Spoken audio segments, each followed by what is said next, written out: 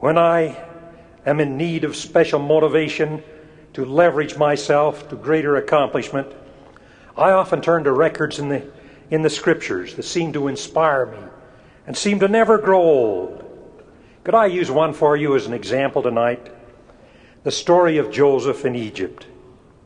Imagine you are in Joseph's shoes and find yourself in this situation.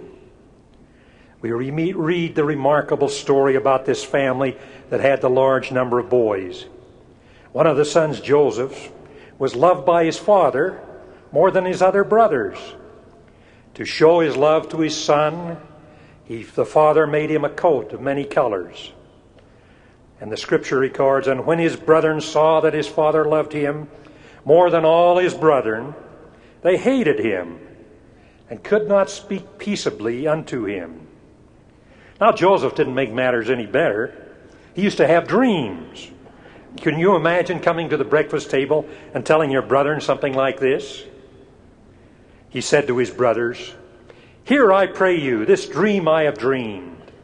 For behold, we were binding sheaves in the field, and lo, my sheaf arose, and stood upright, and behold, your sheaves stood round about, and made obeisance to my sheaf."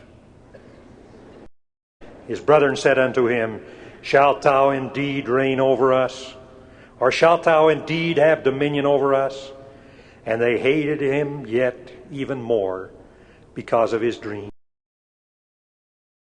Now, to complicate the process, the father allowed Joseph to stay home, sent his brethren out in the field to tend the flocks, and every now and then would say to Joseph, "Go out and check up on your brothers." One day they saw him coming from afar, and they felt as if they could stand their brother no longer, and they conspired to slay him. They conceived a plan that would kill him, and tell their father that some wild beast had devoured their brother. But one had compassion on their brother, and did not want the blood of his brother on his hands. He persuaded his brother to cast Joseph into a pit. Then they would not be responsible for his death. Then another brother, who was a great merchant, evidently, said, "What profit is it for us to slay our brother, conceal his blood? Come, let us sell him to the Ishmaelites, and let not our hands be upon him. For he is our brother and our flesh." And his brethren were content. So they sold their 17-year-old brother to a caravan on their way to Egypt, so that he would be sold as a slave in a strange land with a strange tongue that had strange customs, out of this comfortable home and environment that had been associated with. Now, that would almost destroy the spirit of any young man. But not Joseph. He seemed to never be discouraged. He thought, if I have to be a slave, I'll be the best slave there is. And his countenance radiated a special spirit. When he was offered for sale, he was purchased by the captain of the king's guard. It was only a short time before Joseph had so distinguished himself to the captain of the guard that he made him ruler over his whole house. In authority, he was the first servant, and he was made overseer over all the captain had.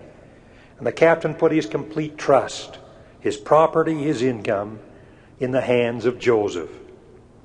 Now, Joseph was a goodly person and achieved the position of prominence through the help of the Lord. But his troubles were only beginning.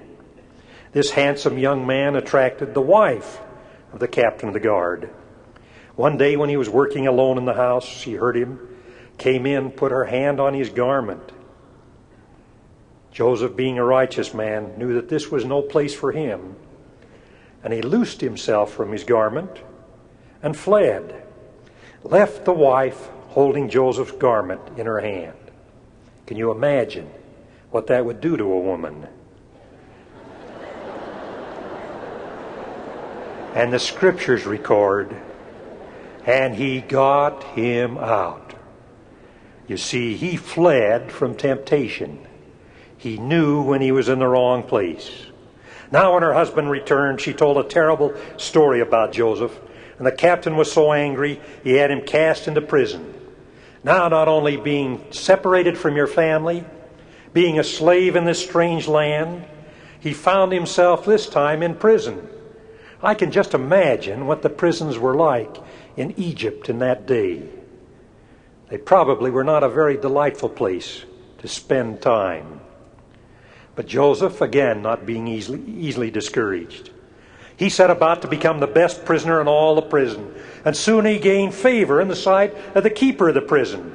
Again, the scriptures record, and the keeper of the prison committed to Joseph's hand all the prisoners that were in the prison.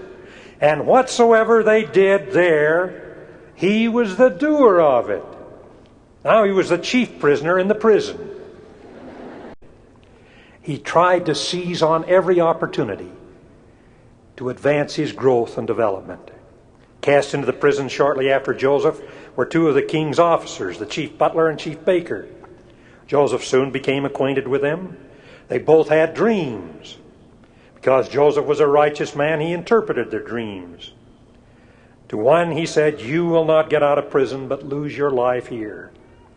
To the other he said, "You will soon have the opportunity of returning to your former position of honor with the Pharaoh."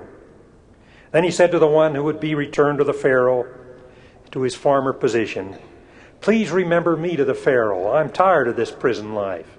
I want to be released." The chief butler was restored to his position of prominence, forgot all about Joseph for 2 years. Then one day the king had a dream, which none of the wise men could interpret. Then the chief butler remembered Joseph, and he went to the king and said, "There's a man in prison who can interpret your dream." The Pharaoh sent for Joseph, and Joseph, under the inspiration of the Lord, interpreted the king's dream. The king, the Pharaoh, was so impressed with Joseph that he was released from prison and made a servant, serving him. So Joseph again distinguished himself, so much as a servant of the Pharaoh, that he soon became chief among all the servants.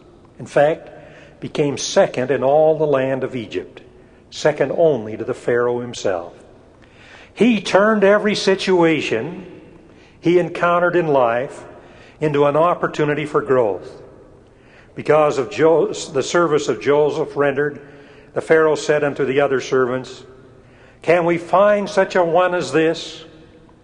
A man in whom the Spirit of God is." And the Pharaoh recognized that Joseph was indeed directed by the Lord when he said unto him, "For inasmuch as God hath showed thee all this, there is none so discreet and wise as thou art." Do you see what happened to Joseph when he was faced with difficult problems? He leveraged every opportunity to take advantage of it, to place him in a position where he could grow, progress, and achieve.